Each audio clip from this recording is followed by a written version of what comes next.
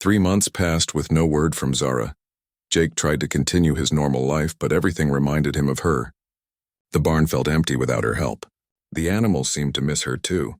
Even his neighbors noticed that he seemed sad and asked if he was feeling sick. Jake spent long nights looking up at the stars, wondering what was happening on the Etherian homeworld. He hoped that Zara was safe and that her people were listening to her. But as the weeks went by, he began to fear that he would never see her again. Then one morning, Jake was awakened by a familiar humming sound. He ran outside and saw an Etherian ship landing in his field. But this ship was different from the one that had taken Zara away. It was smaller and had symbols painted on its side that looked like they meant peace. The ship's door opened and Zara stepped out. Jake's heart jumped with joy, but he could see that she looked tired and older somehow. Behind her came Captain Lyra and 2 other Etherians that Jake had never seen before. "Jake," Zara called out as she ran toward him. Jake met her halfway and they hugged tightly. For a moment, nothing else mattered except that she was back. "I thought I might never see you again," Jake said. "I thought so too," Zara replied. "But we won. Not completely, but enough." Captain Lyra approached them with a much friendlier expression than she had worn before. "Jake Miller," she said formally, "I owe you an apology. Zara's testimony opened many eyes on our world." "What happened?" Jake asked. "The council spent weeks debating," Zara explained. "I showed them all your videos. I told them everything I learned about human kindness. At first, many council members didn't believe me. What changed their minds?" "More evidence," Captain Lyra said. "We sent scout ships to observe Earth more closely. We watched human rescue workers save people from earthquakes.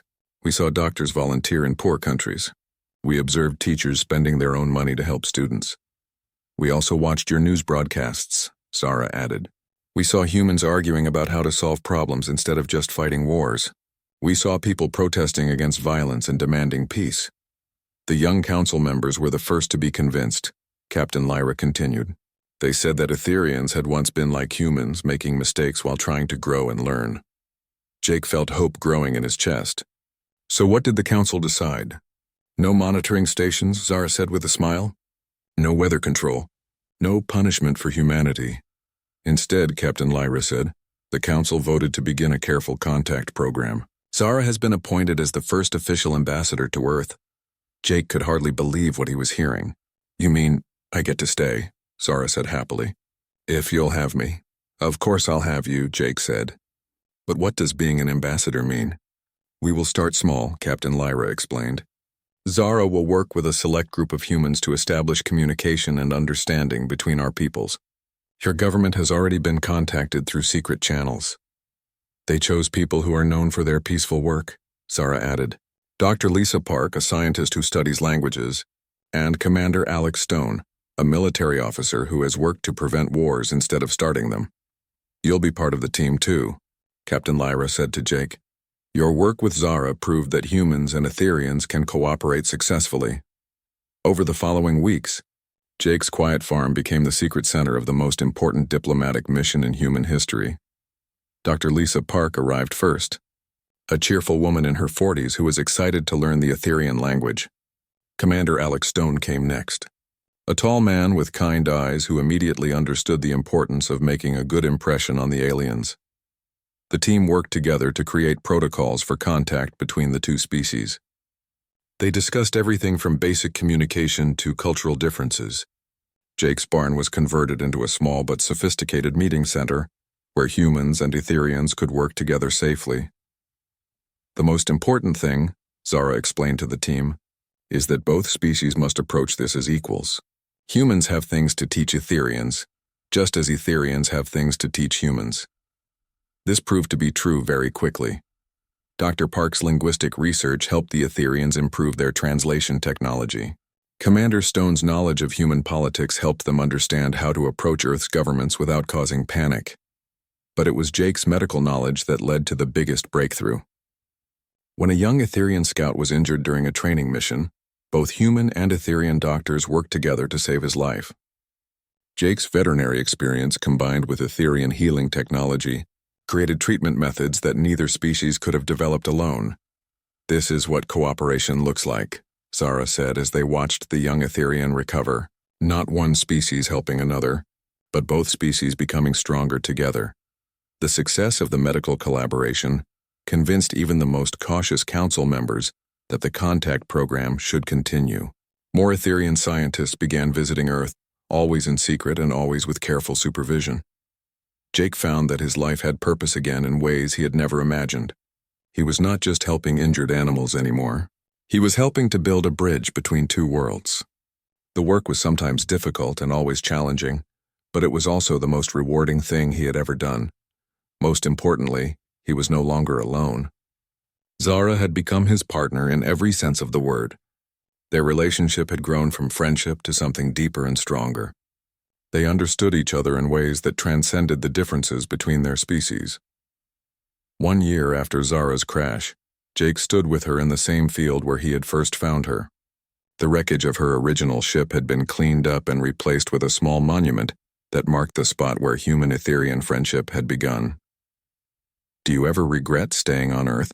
Jake asked. "Never," Zara said, taking his hand. "Earth gave me something I never had on Ethros." "What's that?" "A home where I belong," she said. "A place where I can make a difference." Jake smiled and pulled her closer. "Earth gave me something too." "What?" "A reason to believe in the future again." They stood together watching the sunrise, knowing that they were part of something much bigger than themselves. The relationship between humans and Etherians was still fragile and new. There would be challenges and setbacks ahead. But they had proven that two very different species could learn to trust and care for each other. In the barn behind them, their medical equipment hummed quietly. They had treated dozens of creatures together, both Earth animals and Etherian visitors. Each successful healing was a small victory for cooperation and understanding. High above them, among the stars that were fading in the morning light, other Etherian ships patrolled peacefully. They were no longer watching Earth as a threat to be contained.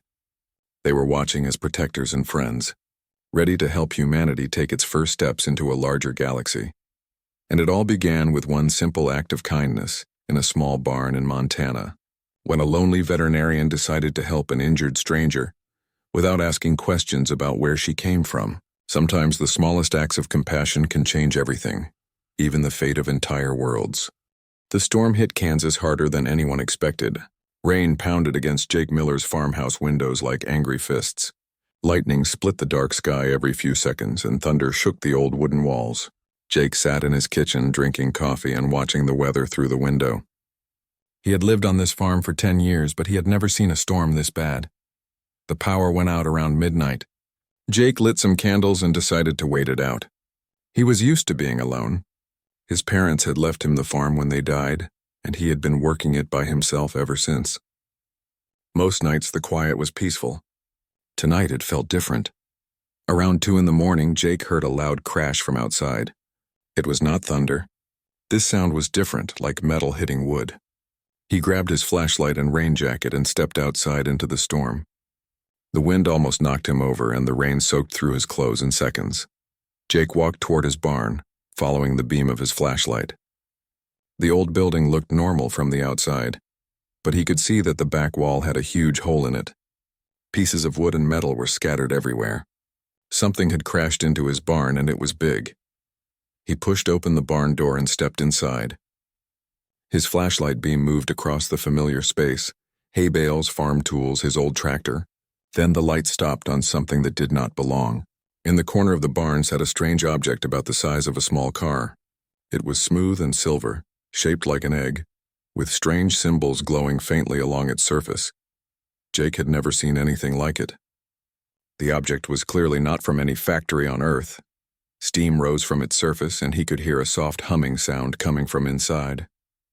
As he got closer, he saw that part of the side had opened, like a door. Inside the strange craft, Jake saw her.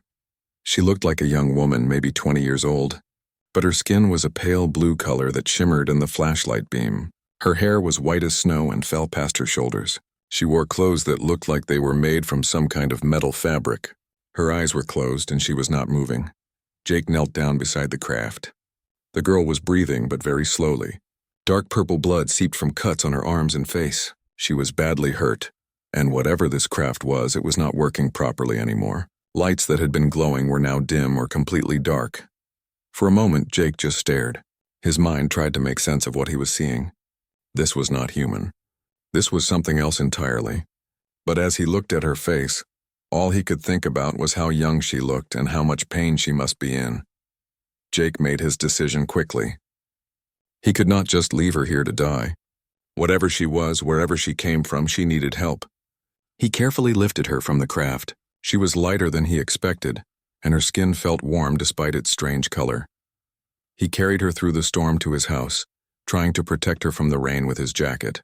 Inside, he laid her on his couch and turned on his battery-powered radio for light.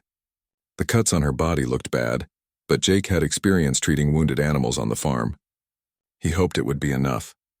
Jake cleaned her wounds with warm water and bandaged them as best he could. Her blood was definitely purple, not red, but it seemed to clot the same way human blood did. Her pulse felt normal, maybe a little fast. As he worked, he noticed other differences. Her fingers were longer than human fingers, and her ears came to slight points. After an hour of treating her injuries, Jake sat back and looked at what he had done. He had an alien in his living room. An actual alien from space, hurt and unconscious on his couch. Part of him wanted to call someone. The police, the government, a scientist. But another part of him knew that if he did that, bad things might happen to her. He decided to wait. She needed time to heal, and he needed time to think. Jake spent the rest of the night watching her and changing her bandages when they became soaked with purple blood. As the sun came up, the storm finally ended. Golden morning light filled his living room, and for the first time he could see her clearly. She was beautiful in a way that was completely alien but somehow familiar. Her face was peaceful as she slept, and Jake found himself hoping she would be okay. He had no idea what he was going to do when she woke up, or even if she would wake up. He just knew he had done the right thing by helping her. Around noon, her eyes opened. They were the most amazing eyes Jake had ever seen, large and violet-colored like gemstones. She looked around the room with confusion and fear. When she saw Jake sitting in the chair across from her, she tried to sit up quickly and cried out in pain. "It's okay," Jake said softly, holding up his hands to show he meant no harm. "You're safe. I'm not going to hurt you." She stared at him and said something in a language he had never heard before. Her voice was musical, but he could hear the fear in it. She tried to stand up, but her legs were too weak, and she fell back onto the couch. Jake moved slowly toward her, the way he would approach a frightened animal. "Easy," he said. "You're hurt. You need to rest." She watched his every move, ready to run if she could. But as Jake gently checked her bandages and brought her a glass of water, some of the fear left her eyes. When he handed her the water, she sniffed it carefully before taking a small sip. Then she drank the whole glass. "More?" Jake asked, pointing to the empty glass. She nodded, and he could see that she was starting to understand that he was trying to help her. When he brought her more water and some bread, she ate carefully, watching him the whole time. They spent the rest of the day like this, Jake taking care of her needs, and the strange girl slowly beginning to trust him. Neither of them knew that this simple act of kindness would soon change both of their lives forever, and possibly save the entire world. Amy stared at Zara for a full minute without saying a word. Then she slowly reached out and touched Zara's blue hand, as if she needed to prove to herself that this was real. "She's really an alien," Amy whispered. "I am sorry to frighten you," Zara said gently. "Jake has been very kind to me." Amy looked back and forth between Jake and Zara, trying to process what she was seeing. "This is incredible. This changes everything we know about the universe." Jake spent the next hour explaining everything to Amy, how he found Zara, her injuries, the story about her people, and the Dominion invasion. Amy asked many questions, and Jake could see her nurse training kicking in as she examined Zara's healing wounds. "We need to tell someone," Amy said finally. "The government, the military. They need to know about this invasion." "No," Zara said firmly. "If your government learns about me, they will take me away. They will want to study me, ask me questions, maybe hurt me to learn my secrets, and they will not believe the invasion is coming until it is too late." "But we can't handle this alone," Amy argued. "We're just ordinary people." "Sometimes ordinary people do extraordinary things," Jake said. "Zara needs time to unlock the knowledge in her head.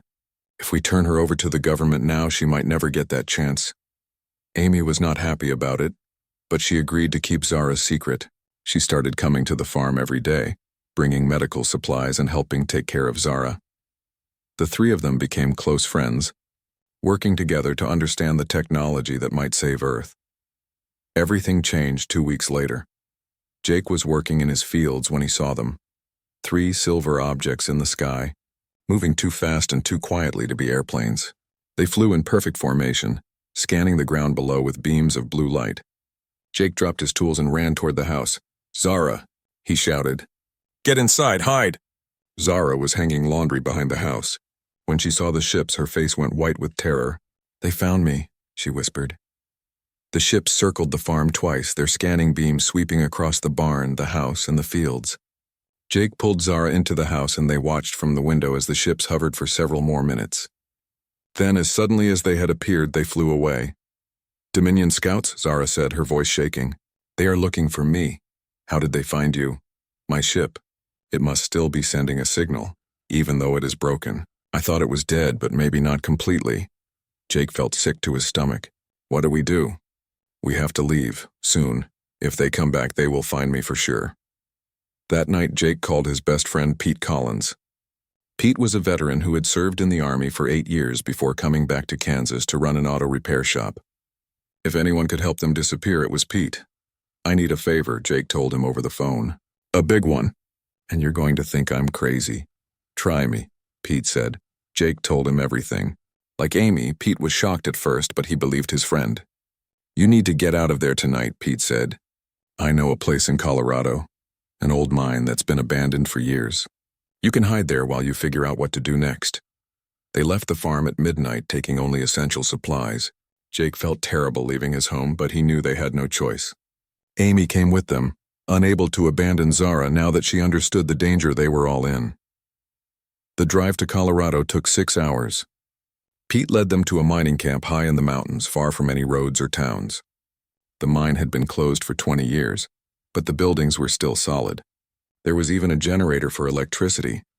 "This should keep you hidden for a while," Pete said. "But what's the long-term plan?" "Zara needs to unlock the technology her father left in her mind," Jake explained. "Once we understand how to build the planetary shield, we can start working on it." "How long will that take?" "I do not know," Zara said. "The knowledge is buried deep. I need to find the right way to reach it." Over the next few days, they set up a makeshift laboratory in one of the mine buildings. Zara tried different meditation techniques to access her hidden memories. Jake helped by asking questions and making notes. Amy monitored Zara's health during these sessions, which were exhausting for her. Progress was slow. Zara could sense the knowledge was there, but she could not reach it. "It is like trying to remember a dream," she explained. "I know it is important, but it keeps slipping away." On their 5th day at the mine, Pete brought disturbing news. "Strange aircraft have been spotted all over Kansas," he said. "The government is calling them weather balloons, but people are talking." Some farmers reported missing livestock. Others said they saw lights scanning their property at night. "They are searching everywhere," Zara said. "They will not give up until they find me." "Why are you so important to them?" Amy asked. "Because of what I know. The shield technology is the only thing that has ever stopped the Dominion. If they capture me, they can make sure no one else ever learns how to build it." That night, Jake sat outside the mine looking up at the stars. Zara found him there and sat down beside him. "I am sorry I brought this danger to your world," she said. "You didn't bring the danger," Jake replied.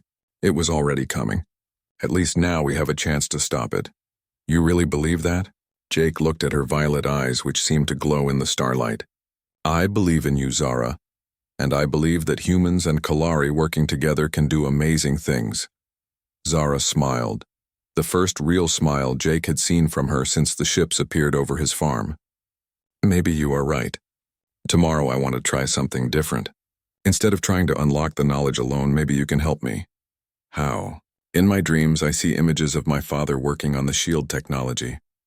But in these dreams, he is not alone. There is someone with him, someone who thinks differently than the Kalari do. Maybe that someone is meant to be human." Jake felt a chill run down his spine. "You think your father knew about humans? About Earth? Maybe. Or maybe the universe has a way of bringing the right people together when they are needed most." As they sat together under the vast Colorado sky, neither Jake nor Zara knew that hundreds of light years away, A small fleet of Kalari resistance ships had received Zara's location signal and changed course for Earth. Help was coming, but so was the Dominion. The race to save both species was about to begin. The breakthrough came on a Tuesday morning when Jake was least expecting it. He and Zara had been working together for 3 weeks, trying to unlock the hidden knowledge in her mind. Every day they would sit in the mind's main chamber, while Zara attempted to reach the memories her father had buried there. Jake would hold her hand and ask questions, trying to guide her thoughts. That morning started like all the others. Zara closed her eyes and reached into her mind, searching for the knowledge that could save Earth. But this time something was different. When Jake took her hand, he felt a strange tingling sensation, like electricity running through his fingers. "I can see it," Zara whispered, her eyes still closed. "The laboratory. My father is there working on the shield matrix. But you are right, Jake, he is not alone. Who is with him? A human. A woman with brown hair and kind eyes. She is asking him questions, helping him think through problems. They are working together, combining Kalari technology with human understanding." Jake felt the tingling grow stronger. Suddenly, images flashed through his mind. Complex diagrams, mathematical equations, and strange machines that he somehow understood even though he had never seen them before. "I can see it too," Jake said in amazement. "The shield technology. It's not just a weapon. It's a bridge between minds, between species." Zara's eyes opened wide. "You accessed my memories. How is that possible?" Before Jake could answer, they heard footsteps outside the mine. Pete burst through the door, followed by a woman Jake had never seen before. She was in her 40s with brown hair and kind eyes, exactly like the woman in Zara's memory. "This is Dr. Lisa Hampton," Pete said breathlessly. "She's been looking for you." Jake stepped protectively in front of Zara. "Who is she? How did she find us?" "I work for a government research program," Dr. Hampton said, raising her hands to show she meant no harm. "We've been monitoring unusual space activity for the past month. When we detected the crash site at your farm, I convinced my team to let me investigate quietly." "You're with the government," Zara said fearfully. "You want to take me away?" "No," Dr. Hampton said firmly. "I want to help you. I've seen the scout ships. I know something big is coming, and I don't think our government is ready to handle it properly. That's why I came alone." Jake studied the woman's face. Something about her seemed familiar, trustworthy. "What do you know about the invasion?" "More than I wish I did," Dr. Hampton said. "Our deep space monitoring stations have detected a large fleet moving toward our solar system. They'll be here in less than 6 months. 6 months, Amy said. "That's not enough time." "It has to be," Dr. Hampton said. "Because if we don't find a way to stop them, humanity will either be enslaved or wiped out entirely." Over the next few hours, Dr. Hampton shared what her research team had learned. The Dominion fleet was massive, hundreds of ships carrying millions of soldiers. Their technology was far beyond anything Earth possessed. Conventional weapons would be useless against them. "But you have something they don't expect," Dr. Hampton said to Zara.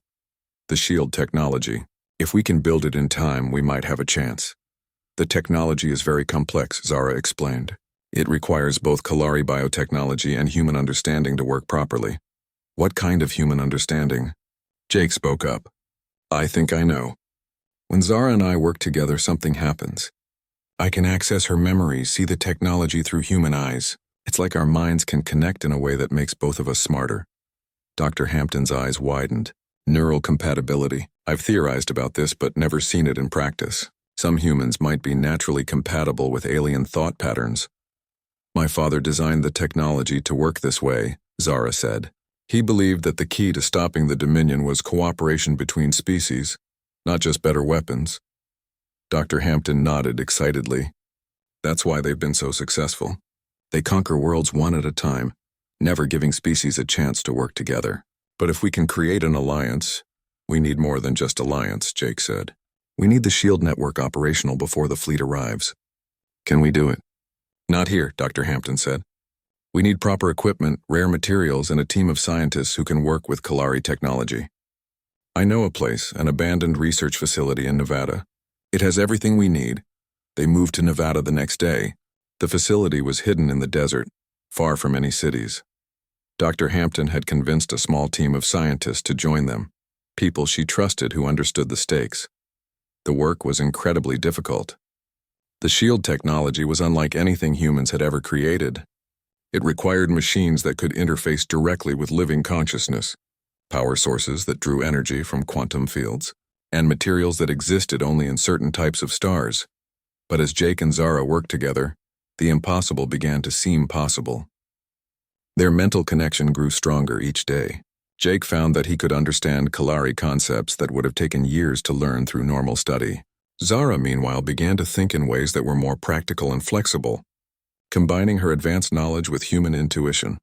"It's working," Dr. Hampton said one evening as she watched Jake and Zara calibrating a prototype shield generator. "You two are creating something entirely new, a fusion of human and Kalari science. But will it be enough?" Amy asked. She had become the team's coordinator, managing supplies and communications. "It has to be," Pete said. He had been modified their vehicles and weapons, preparing for the possibility that they might need to defend the facility. "Because I just got word from my military contacts. Strange ships have been spotted near Jupiter. The invasion fleet has reached our solar system."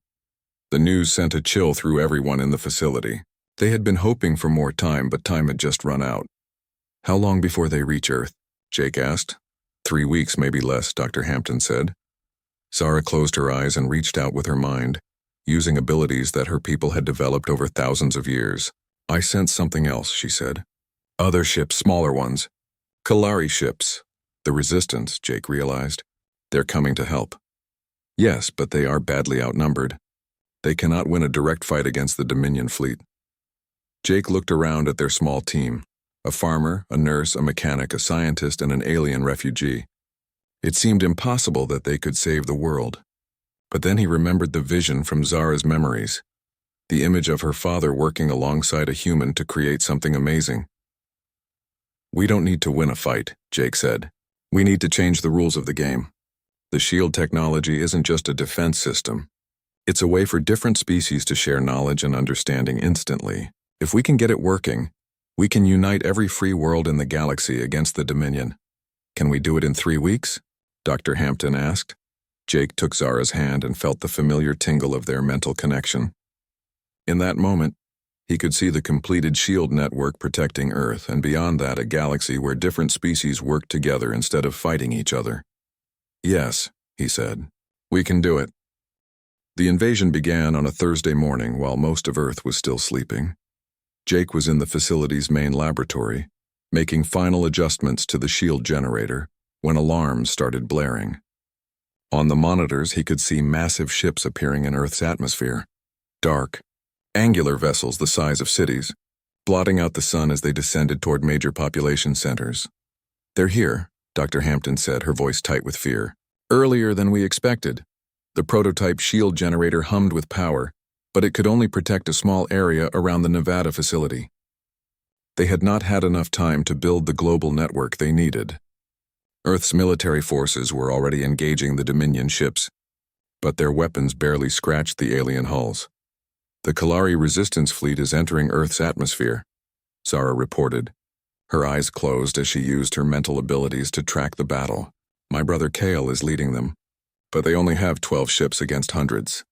Jake felt his heart sink. All their work, all their hopes, and they were still too late. The shield technology worked perfectly, but they needed weeks to build enough generators to protect the entire planet. "Wait," Jake said suddenly. "What if we don't need to protect the whole planet at once?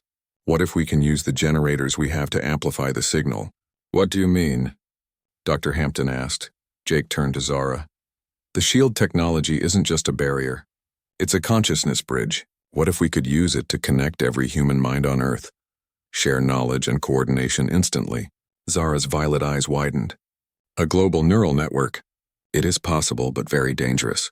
The human mind was not designed for that kind of connection. But if it worked, every human on Earth would become part of a single unified defense system. Your military forces would be able to coordinate perfectly. Your scientists would be able to share knowledge instantly. Your people would understand the true nature of the threat they face." Dr. Hampton looked pale. "The risks are enormous. We could cause permanent brain damage to millions of people. Or we could save the world," Jake said. Outside, the battle was intensifying. Through the facility's windows, they could see explosions lighting up the sky as Kalari and human ships fought desperately against the overwhelming Dominion force. Cities around the world were falling one by one. "I'll do it," Jake said. "I'll link my consciousness to the SHIELD network and try to extend it globally." "No," Zara said firmly. "The process will kill you. Human minds cannot handle that much information." "Maybe not alone," Jake said, taking her hand. "But what about together? Human intuition and Kalari knowledge working as one." Zara stared at him. "You want us to merge our consciousness completely?" "Jake, we might not be able to separate afterward. We could lose ourselves entirely." Jake looked around at the people who had become his family over the past months. Amy, Pete, Dr. Hampton, and most importantly, Zara. He thought about his farm, his quiet life, everything he would be giving up. Then he thought about every person on Earth, facing slavery or death because he was not brave enough to try. "Some things are worth the risk," he said. Before anyone could stop him, Jake activated the shield generator and placed his hands on the neural interface. Pain shot through his head as his consciousness expanded beyond his body, reaching out through the network of prototype generators they had built. Zara cried out and grabbed his other hand, her mind joining with his as the connection spread. Together they pushed their combined consciousness outward, using the shield generators as amplifiers to reach every human mind on Earth. The sensation was incredible and terrifying. Jake could suddenly see through millions of eyes, think with billions of thoughts, feel the hopes and fears of every person on the planet. But instead of being overwhelmed, he found that Zara's presence anchored him, gave him the strength to channel all that information into something useful. Around the world, human military forces suddenly began fighting with perfect coordination. Scientists who had never met began sharing knowledge telepathically. Ordinary people found themselves understanding complex alien technology as if they had studied it for years. The Dominion fleet, which had been winning easily, suddenly found themselves facing an opponent unlike anything they had ever encountered. Earth's defenses, previously scattered and ineffective, became a unified force guided by superhuman intelligence. In space, Commander Kale of the Kalari Resistance watched in amazement as human ships began moving in formations his people had developed over centuries of warfare. "Impossible," he whispered. "How do they know our battle tactics?" The tide of battle began to turn. Human and Kalari forces, now perfectly coordinated, started inflicting serious damage on the Dominion fleet, but the aliens still had superior numbers and firepower. The battle could go either way. Jake, his consciousness spread across the planet, sensed that the global neural network was putting enormous strain on human minds. People were beginning to collapse from the overload. He had to do something quickly, or millions would die from brain damage. Working with Zara's knowledge, Jake began modifying the shield network in real time. Instead of forcing every human mind to stay connected, he created voluntary links. People could choose to join the network when they needed to, then disconnect when the strain became too much. The change worked perfectly. Around the world, humans began using the network strategically. Soldiers would link up for coordinated attacks, then disconnect to rest. Scientists would share knowledge briefly, then separate to process what they had learned. The planet became a vast, flexible intelligence that could adapt to any situation. The Dominion commander, watching his forces being systematically outmaneuvered by an enemy that seemed to think as one, made a desperate decision. He ordered his flagship to fire its planet-killer weapon at Earth's surface. Jake sensed the attack coming through the neural network. The massive energy beam would destroy half of North America and kill hundreds of millions of people. There was no time to evacuate, no conventional defense that could stop it. But Jake and Zara, working together through the shield network, had one last option. They redirected all the power from every shield generator on Earth into a single, massive barrier directly above the continent. The combined mental energy of millions of humans, channeled through Kalari technology, created a defense unlike anything the galaxy had ever seen. The planet-killer beam struck the shield and simply vanished, absorbed and redirected harmlessly into space. The Dominion commander stared in disbelief at his instruments, unable to understand how his most powerful weapon had been completely neutralized. Now, Jake thought to Zara through their connection. Together, they turned the shield network into a weapon. Every human connected to the network focused their mental energy into a single, devastating pulse that struck the Dominion fleet like a telepathic hammer. Ships lost power, crews collapsed unconscious, and the entire invasion force found itself helpless and drifting. The battle was over. Earth had won. As the defeated Dominion ships retreated or surrendered, Jake and Zara carefully shut down the global neural network. Around the world, humans disconnected from the shared consciousness and returned to their individual minds. But they retained the knowledge and understanding they had gained. Jake opened his eyes in the Nevada facility, expecting to find himself dying from the strain. Instead, he felt better than he ever had in his life. Zara was beside him, her violet eyes bright with joy and exhaustion. "Are we still ourselves?" he asked. Zara smiled and squeezed his hand. "We are ourselves, but also more. The connection changed us, made us stronger." Dr. Hampton was staring at the monitors in amazement. It worked. The SHIELD network isn't just protecting Earth anymore. It's connecting our planet to the Kalari resistance fleet, and through them to every free world in the galaxy. Over the following days, Jake learned the full scope of what they had accomplished. The SHIELD technology, now proven effective against the Dominion, was being shared with resistance movements across the galaxy. Worlds that had been enslaved for generations were rising up, protected by shields and united by the consciousness-bridging network. The Dominion Empire, built on the principle of divide and conquer, could not survive against species that were truly working together. Within weeks, their control began to crumble as world after world joined the growing alliance. 6 months later, Jake stood in his cornfield watching Zara tend to a small garden of Kalari plants that somehow thrived in Kansas soil. Commander Kale, who had decided to stay on Earth as an ambassador, was helping Amy establish the first interspecies medical research center. The farm looked much the same as it had before the invasion, but everything was different now.